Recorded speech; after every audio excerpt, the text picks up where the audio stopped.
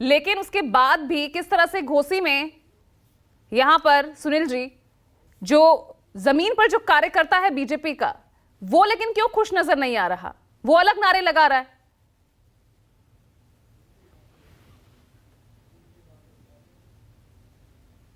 कोई भी नाखुश नहीं है। पूरा एनडीए गठबंधन के जो भी घटक दल हैं, सब लोग मिलकर जहां जहां जो प्रत्याशी हो रहे हैं उनको लड़ाने का काम किया जा रहा है। तो इस तरीके की जो लोग कर रहे हैं, तो वो पूरे सच्चे सिपाही नहीं होते हैं, वो प्लांट किए जाते हैं। और जैसा कि आप देख ही रहे थे कि घोसी में किस तरीके से पहले के चुनाव में किस तरीके से लोगों ने जो है प्लान करने का काम किया। मगर अब आप ये मान लीजिए कि उत्तर प्रदेश के अंदर जैसे पूर्वांचल में राष्ट्रीय अध्यक्ष माननीय श्री ओम प्रकाश राजभर जी ने संभालने का एक मोर्चा काम ले लिया, उधर माननीय जयंत चौधरी जी ने पश्चिमांचल में। तो अब उत्तर प्रदेश के अंदर 80 की 80 सीटें अब एनडीए गठबंधन जीतने जा रहा है। इस घबराहट है ये समाजवादी पार्टी की, क्योंकि अभी तक समाजवादी पार्टी के साथ में हम लोग थे। ये 47 से 111 तक हम लोगों ने पहुंचाने का काम किया।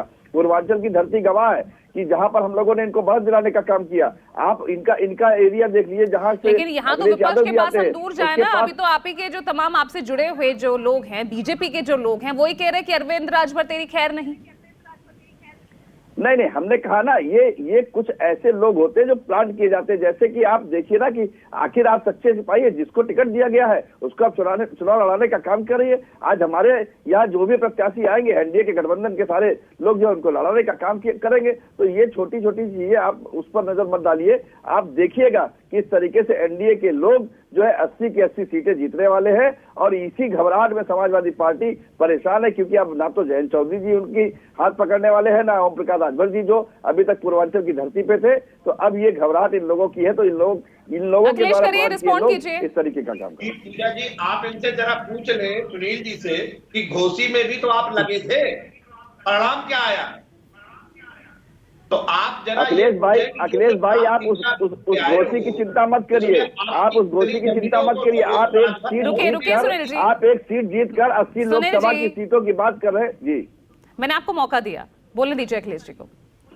मैं पूजा जी सिर्फ ये कहना चाहता हूं कि चाहे जयंत चौधरी जी हो या माननीय ओम प्रकाश राजभर जी हो, सम्मानित नेता हैं, लेकिन जितने विधायक इनके जीते हैं, इनकी जमीन की ताकत भी आप जानते हो। मैं उसे अपने शब्दों में नहीं कहना चाहता हूं, और इनकी सीटों की हिस्सेदारी भी जानते हो। वो समाजवादी पार्टी की ताकत थी, जिसे ये अब अपनी ताकत बना के भारतीय जनता पार्टी को ताकत देने का काम कर रहे हैं। इनकी असलियत है क्या, इनकी जमीनी ताकत है क्या, वो घोसी में देख चुके हैं आप। एक बात। और दूसरी बात, मैं एक कमेंट करूंगा गिरी साहब की बात पे कि गिरी साहब आप पिछड़ों की बात करते हैं, आप कुछ भी बैकवर्ड है, लेकिन 18,000 शिक्षक भर्ती आप अभी तक पिछड़ों को नहीं दिला पाए। किसानों की बात करते हैं आप, और आपका डेटा है कि 11,000 किसानों ने एक साल में आत्महत्या की और 23 रुपए प्रतिदिन में जीवन जी रहे हैं। तो आपकी कैसी सरकार और कैसी उपलब्धियां ये आपको दिखाई देती है, लेकिन जनता के जीवन को नरक किया हुआ है। नरक, महंगाई, बेरोजगारी, भ्रष्टाचार। और उस समय आप सैफई की बात करते हैं गिरी जी, कि सैफई का था मामला था। अब तो सारा मामला ही गुजरात पहुंच गया है। उत्तर प्रदेश में लगभग बड़े कॉन्ट्रैक्टर्स जो कंपनियां काम कर रही सब गुजरात की है। ठीक है, भावना जैन, कांग्रेस अपने आप को इस बार पूर्वांचल में कहां और किस स्थिति में देख रही है? देखिए पूजा जी, मैं ये बात कहना चाहूंगी कि इंडिया गठबंधन जो समाजवादी और कांग्रेस और अन्य पक्ष जो मिलकर लड़ रहे हैं, उसका प्रभाव आप पूर्वांचल की बहुत बड़ी जिम्मेदारी, सबसे बड़ी सीट की जिम्मेदारी आपके कंधों पर है। पूर्वांचल, अभी आपको मैं ये कहना चाहूंगी कि देखिए, आप देखिए, ये जो परिवारवाद की बात करते हैं, ये जो भ्रष्टाचार की बात करते थे भाजपा वाले, वो आज उन्हीं लोगों को अपने पल्ले में ले रहे हैं जो कि जिनके ऊपर ये सबसे बड़े आरोप करते थे। इसमें सबसे बड़ा उदाहरण पूर्वांचल में जौनपुर सीट से कृपा शंकर सिंह जी का नाम है। तो आप ये पूछिए इनसे कि ये जो सबसे बड़े आरोपी जिसको ये आरोप लगाते थे भाजपा वाले, वो आज इनके कैंडिडेट बन के कृपा शंकर सिंह जी क्यों वहां जौनपुर से खड़े हैं? ये सवाल उठता है कि इनके पास ना तो पूर्वांचल को साधने का कोई तरीका है, ये वहां तो साम दाम दंड भेद सब चल रहा है, और कुछ उसका हिस्सा आप भी, उसमें आप भी शामिल हैं। कोशिश कर रहे हैं और ये देखेंगे कि जो जनता के मुद्दे हैं, जो युवाओं में आक्रोश है, जो महंगाई का जो थोपी है इन्होंने जनता पर, वो अविश्वास जो जनता में फैला हुआ है, धनंजय गिरी जी रिस्पॉन्ड कीजिए। वो इनके ऊपर भारी पड़ेगा। पूजा जी, आदरणीय प्रधानमंत्री नरेंद्र मोदी पूरब का ही प्रतिनिधित्व करते हैं। वो बनारस से ही सांसद हैं और उस जगह को हम लोगों ने सांस्कृतिक नगरी के रूप में भारत की विरासत, खोई हुई विरासत को लौटाने का काम, समृद्ध बनाने का काम किया है। और वहीं कांग्रेस के युवराज पूरब से भाग चले, अमेठी से निकले, क्योंकि अमेठी ने कहा कि मुलेठी चुसाने का समय खत्म हो गया। तो वो अभी भागे, लिस्ट कहां आना भागे? बाकी है, अभी लिस्ट आना बाकी है धनंजय जी, वायनाड चले गए, अभी लिस्ट आना बाकी है वायनाड चले यूपी जा की। चुके हैं, वायनाड से उनकी लिस्ट आ चुकी है। हाँ। दूसरी बात, कांग्रेस राजनीति की रेस में ही नहीं है। आनंद भवन से कांग्रेस निकली, लेकिन आनंद में ऐसे बदल हुई। 2014 में मोदी नेहरू जी जी का दोनों फेमस जगह सोशल क्यों मीडिया लड़े कि थे? समाजवाद बबुआ धीरे धीरे आई, तो कितना धीरे धीरे आई है, कब ले आई? यहाँ तो बुलेट ट्रेन चल रही है, मोदी जी की बुलेट ट्रेन चल रही है। विकास की जो गति और प्रगति दी जा रही है, पिछड़ों को पांव पोछ समझने वाली कांग्रेस आज पिछड़ों का बेटा देश का प्रधानमंत्री बना हुआ है, ठीक है। और देश के पिछड़ों जिस प्राणपण से अगली पंक्ति में ठीक है, लाने की प्रोफेसर बात कर सतीश रहा प्रकाश। है। समाजवादी पार्टी, अरे अदम गोडवी ने कहा है कि पक्के समाजवादी है, तस्कर हो या डकैत।